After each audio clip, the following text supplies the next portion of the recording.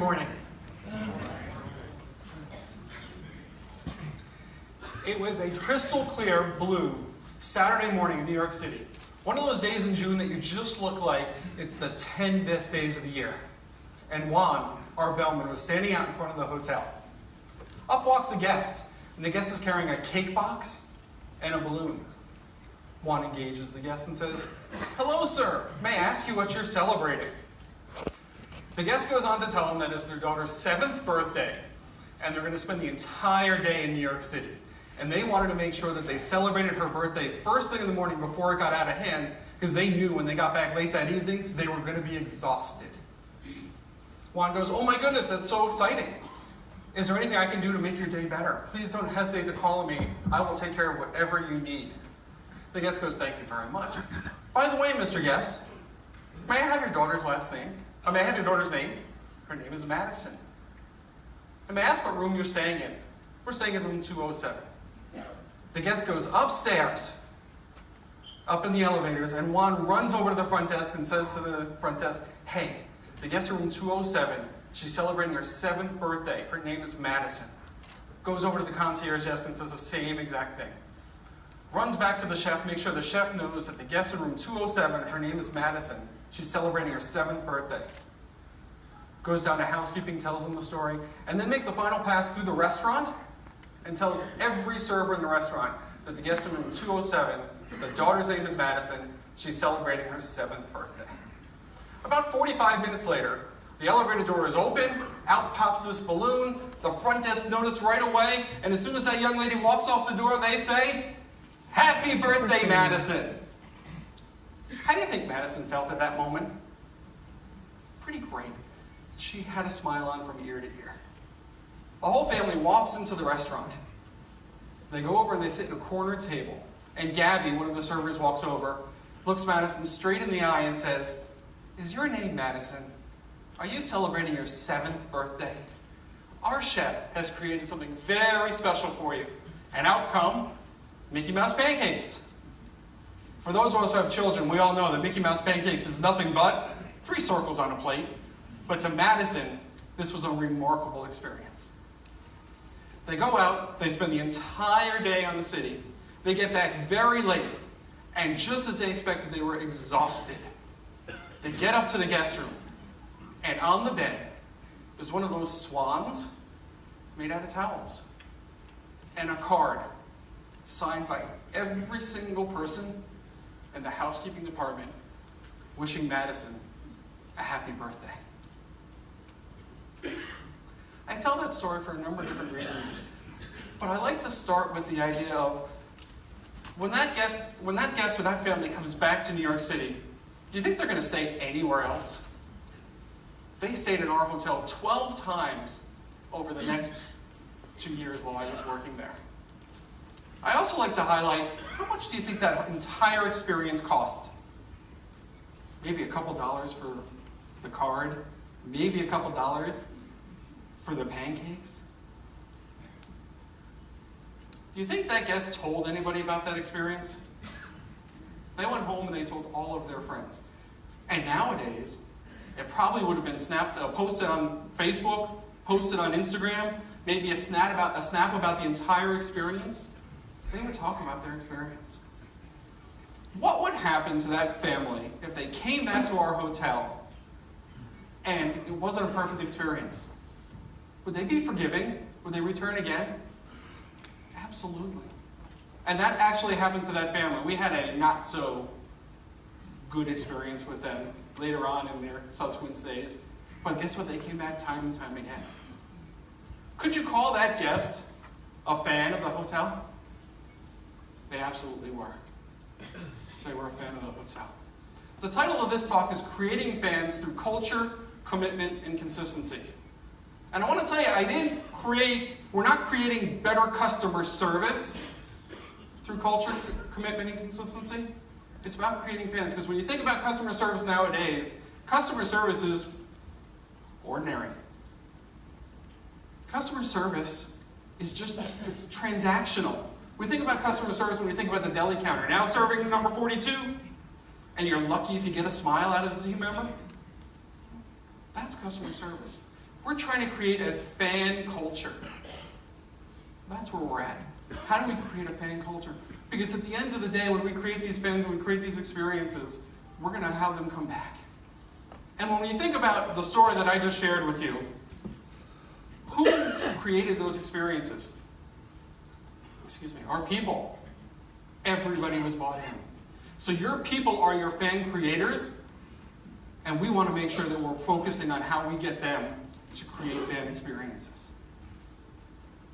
Let's start with the word fan. Who has fans? Sports teams. Sports teams has fans. Actors? Other celebrities? Musicians? How about you? Do you have fans? I would bet that everybody in this room has fans. But what we want to do is we want to create more fans. Right? Because fans bring with them the traits of a great fan. And what are some of those traits? Loyalty. Fans are loyal. Devoted. Fans are devoted. They're understanding. They're forgiving. They're invested in your success. When you bring those traits of the fan in, and we get all of those things, we are able to create those experiences where we want to try and take it. So thinking about that fan and creating that fan culture, we want to make sure that we're always pulling it all together. Another thing about fans is you're creating that relationship. Right? Everybody has a relationship with something that they're a fan of, right? Whether it be your sports team. But when you create those relationships and you bring it in, right, it becomes a partnership. There's a give and take, there's an understanding. And you create that understanding, right? You're going to be a fan the day after and then so. Think about Sunday's football games. Do you think there's anybody who isn't a Jacksonville Jaguar, anybody who was a Jacksonville Jaguar fan that's not a fan on Monday morning? We want to make sure that we're out there creating fans and that customer experiences. So who are your fans? Well, we want to make sure that your team members are fans of you. We want to make sure that your partners are fans of you. We want to make sure that your guests are fans of you. So let me tell you how we went about this. We created a fan culture. And the whole idea behind that was we wanted to make sure that everything that we did was focused on just that one idea of creating fans. So the first thing we did is we came up and tried to decide what was most important to us. And in that story that I just shared with you, what was most important to us was making memorable experiences. And I call making memorable experiences a key phrase, right? Just a few words, but it kind of tells you the entire story. And the idea behind a key phrase is making sure that it's communicatable to your team so they can understand it. So in that hotel, it was making memorable experiences. And another hotel that I worked in, it was being the most sought-after hotel in Miami. And it was most sought after because we took it to heart and said to ourselves, if we were the most sought after hotel by guests, we could increase demand. If we were the most sought after hotel by team members that were looking for a job, we could then make sure that we only put the cream of the crop in our business. And only the best people were working with us. If we were the most sought after hotel by our partners, and our partners in the hotel world are places like Expedia, Hotels.com, Travelocity, our international wholesalers. If they wanted to work with us, it would only benefit everybody that was there. Personally, my key phrase is I want to create inspiring conversations. Because if me and the people that I work with are not creating inspiring conversations, we're not going to be able to move our business along. But let's take one that everybody knows. Disney. Everybody knows Disney's good. Disney's good for their guest experiences. Their key phrase is make people happy. Make people happy. Easy to understand, easy to execute. Who doesn't want to make people happy? When you think about your key phrase, you want to make sure that it's something that communicates with your team and something that they can buy into. Because when you really think about making people happy, that's great, right? But if their key phrase was sell more tickets, would that really resonate with the team?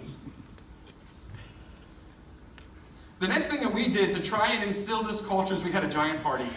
Everybody got together. We talked about what was most important to us. We talked about the benefits of it to the hotel. And we told them that this is where we're going to take things. Then we took from this big party, over the next few weeks, we actually sat down with every single team member in small groups and explained to them again what our key phrase was, why it was important, and we wanted to make sure we explained to them what was in it for them. There has to be buy-in from your team to make these things happen. So what's in it for them? And if we were the most sought-after hotel in Miami, and all of these things happened, we'd have more business. If we had more business, we'd have more hours of work. We had more hours of work, we'd have more profits, right? And everybody would be winning because they'd be making more money. But we also added in the idea that you're going to be able to say you've worked at the best place in Miami, the most sought-after hotel.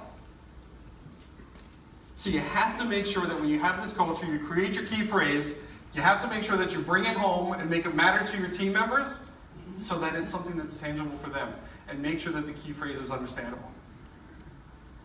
The next thing we need to do is you got to lead by example, right? We had to be the people who led the charge. We had to live up to our key phrase in every single thing that we did. We had to make sure that our key phrase, make memorable experiences or be the most sought after hotel, we lived it with everybody we spoke to. Because when we think about who can be a fan, anybody or everybody can be a fan. Anybody can, everybody should.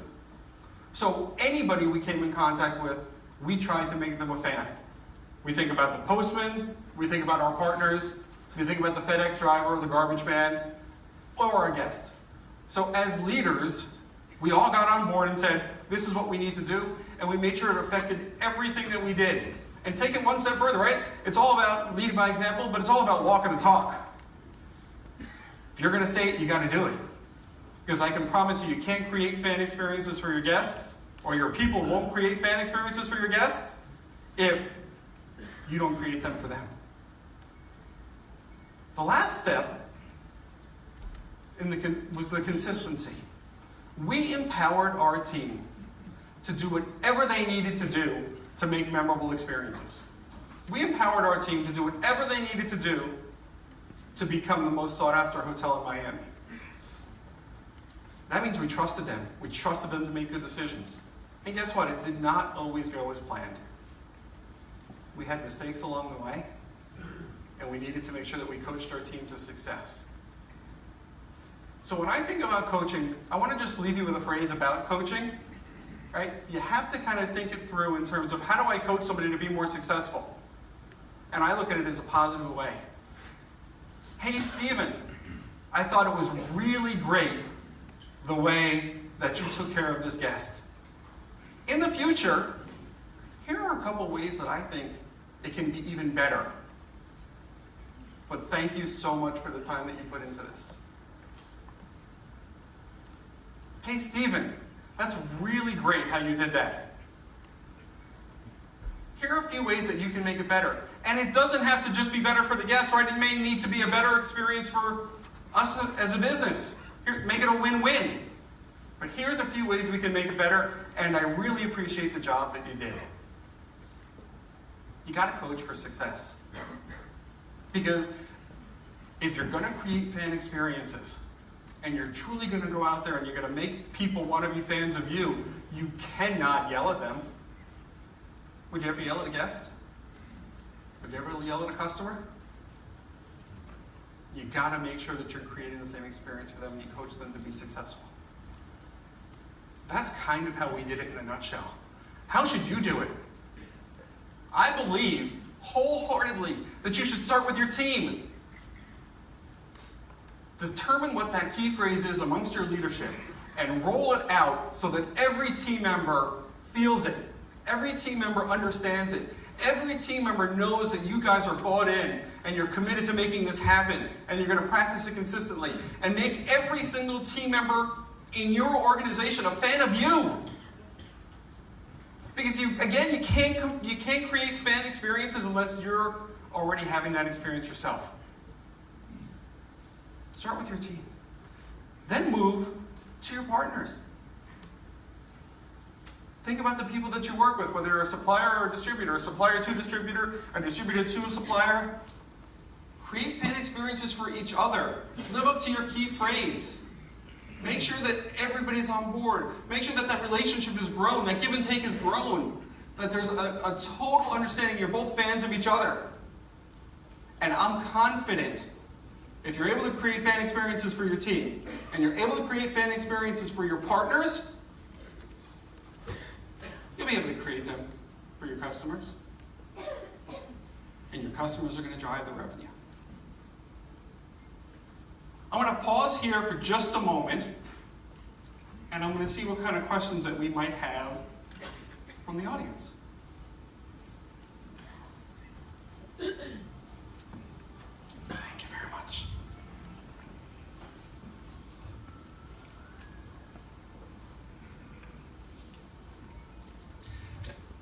How do you get the whole organization to buy in? What happens if one group in the company is not on board? How do you get the entire organization to buy in? We started with the idea of what would our key phrase be and what was most important to us. And as a leadership group, we sat down and we hashed it out. And the conversation went back and forth time and time again. And I'm going to tell you, we spent 2 days in a hotel ballroom trying to work it all out. But the idea behind that was if we were able to work that all out, when we all left there, we had to be behind it. So how do you get the whole organization to buy in? It has to start with the leadership in the room. And everybody has to be bought into it. What happens if one group in the company is not on board? Well, I'm going to go back to the idea that it has to be a leader. But I also believe wholeheartedly that if only one group in the company is on board, that it can spread. What happened in our organization is that we went through this process and we rolled it out to every single team member and we said, this is what's important to us, and here's how we're going to get it there, and here's how it benefits you. We did it. And then I had a few people on the team that couldn't get there. And that was okay. Right? Because if we lost a few people that couldn't get there or wouldn't get there, who do we replace them with? People that want to make it happen. But you have to be able to get to that point. Right? That you're willing to let it go. And I'll tell you, in our hotel there, we lost a 10-year employee because he couldn't understand it, and we lost a 20-year employee because he couldn't get it. But then the hotel grew and grew, and there weren't any naysayers. Give us an example how you took an absolute non-fan and made them a fan. I'm a firm believer in practice what you preach. We wanted to make sure that we created fan experiences for our team members. So, the young man's name was Mark. And he was my director of revenue, a very important position in the hotel. And his job was to make sure that we are selling every room at the highest rate. Very important. But he didn't want to do anything more than look at his computer screen. That's not what it was. He wanted to be that tech guy. So we took baby steps with Mark. And we thought about ways that we can actually make him feel comfortable with the entire idea of creating fans, right? By giving him the opportunity to be the center of attention. And then we took his team members and we coached him on how to coach his team members to be successful. And all of a sudden I came in one day and he actually looked me straight in the eye and he said, Colin, I get it. I understand where we want to take things. And I understand how it affects me as a revenue manager. So I'm a firm believer in making sure that you create those fan experiences out of your team. And that way it'll happen. Can you spend too much time creating fans of your people? Well, we know, right, that our business goes on regardless of what we're trying to do. But I believe that this is a cultural change. Right? We are actually trying to take things to the next level. And you really can't spend too much time doing it, but you have to make sure that your other business obligations don't go to the wayside. But then I would always look about the idea of how do you bring those other business obligations into the job that we do? How can you make that happen? And an example is that we added a morning meeting every day. So we usually had a staff meeting once a week, but we added a morning meeting every single day. So every morning you got together and you talked about the business aspects of things, but to support that creating fan culture that we were trying to create, we actually added a success story. And every day we wanted to hear a success story from somebody in the room who did something yesterday that helped create a fan. That helped us live up to what our key phrase was, whether it become the most sought after hotel or make memorable experiences or make people happy, whatever the key phrase was, we wanted to make sure we added that to our morning meeting so that it would be infectious. Because as soon as everybody in the room is creating great experiences, all you want to do is create more great experiences. So that's how I think I'd answer that question. Great. Are there any more questions? Excellent. When I think about where we're going to take this now, right? The title of this talk was Creating Fans Through Culture, Commitment, and Consistency. And remember that it's the opposite of customer service. It's not about transactional. It's about creating an experience for every single one of anybody you come in contact with. Remember that your people are your fan creators, and the first thing you need to do is make sure that you're making fans out of your people. Because they're the ones that are going to make fans out of your guests and your partners. The one thing to keep in mind though, right, is you have to make sure that they understand what's in it for them, what's most important to them, and when they do, they're going to buy in. I can tell you straight up right here as I'm standing in front of you that this is going to be the work of the rest of your life. Because if you truly want to create this culture that we're speaking about, it's consistently changing, or constantly changing. And you're going to need to keep up with it. But I'm telling you, it's worth it. And I want to leave you with just one final thought. Imagine if every supplier in this room wanted to create fans out of every distributor in this room. And every distributor in this room truly wanted to create fans out of every supplier. And everybody else who's neither supplier nor distributor wanted to create fans out of anybody and everybody they came in contact with. If that happened, could it transform your industry? Could it transform your business? I want to thank you very much for your time today. Thank you. It was a pleasure to meet all of you. I will be available later for questions.